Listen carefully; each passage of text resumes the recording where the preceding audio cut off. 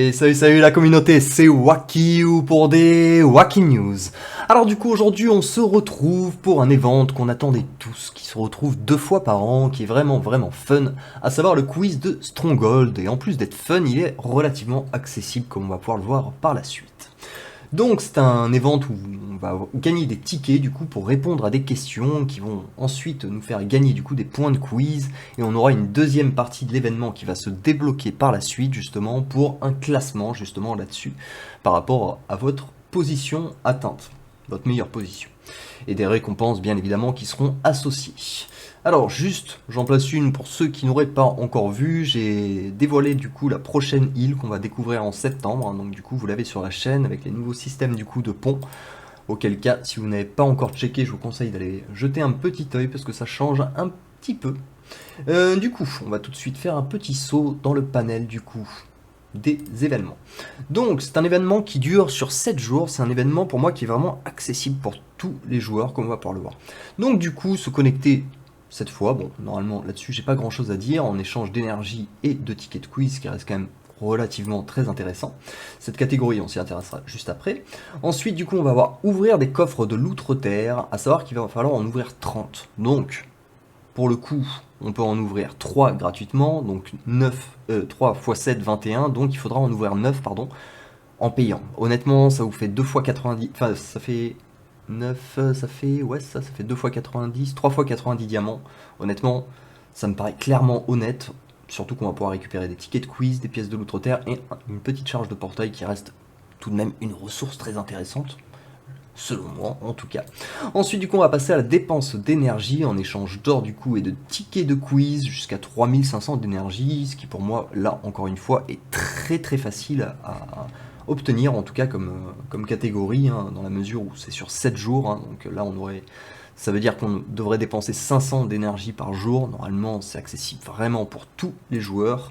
On va voir les expéditions où effectivement là je pense que si on n'a pas la Valkyrie, je dis peut-être des erreurs, j'ai oublié de calculer juste avant, et je vous présente mes excuses pour cela, mais peut-être que si on n'a pas la Valkyrie on ne peut pas atteindre les 25 expéditions, mais je n'en suis pas sûr, ça vous me confirmerez vous les free players qui sont plus axé là-dessus. Malheureusement je n'ai pas fait attention, mais en tout cas pour tous les joueurs qui ont la Valkyrie ça reste super rentable et super facile. Ensuite on va avoir des ouvertures de coffres de tour, donc du coup jusqu'à 60 coffres de la tour, sachant qu'on en a 15 gratuits, donc ça veut dire qu'en 4 jours on va pouvoir accomplir directement notre quête, à ne pas oublier que l'événement dure 7 jours, donc du coup c'est vraiment très facile à faire pour 0 émeraude, hein, encore une fois.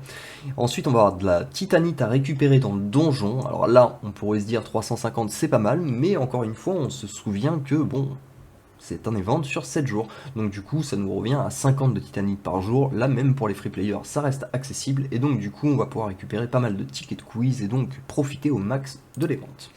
Et ensuite du coup, étant donné que tout nous donne quasiment des portails d'énergie, bien évidemment il va falloir farmer des aventures, jusqu'à 7 aventures pour des tickets de quiz et quelques petits œufs. Ensuite du coup nous avons le triomphe de la ténacité qui concerne du coup les quêtes à terminer sur l'événement du coup, qui nous donneront du coup des tickets de quiz et des particules. Et comme on a pu le voir, alors à part peut-être sur l'allié de la Valkyrie où effectivement je vous avoue que j'ai pas fait mon compte, mais sinon tout reste très facilement complétable jusqu'au bout, donc du coup ça reste un événement très rentable. Juste après du coup on a surcharge d'énergie ici comme vous pouvez le voir, qui est un événement du coup qui dure 12 heures. On va avoir 7 events consécutifs de ce type.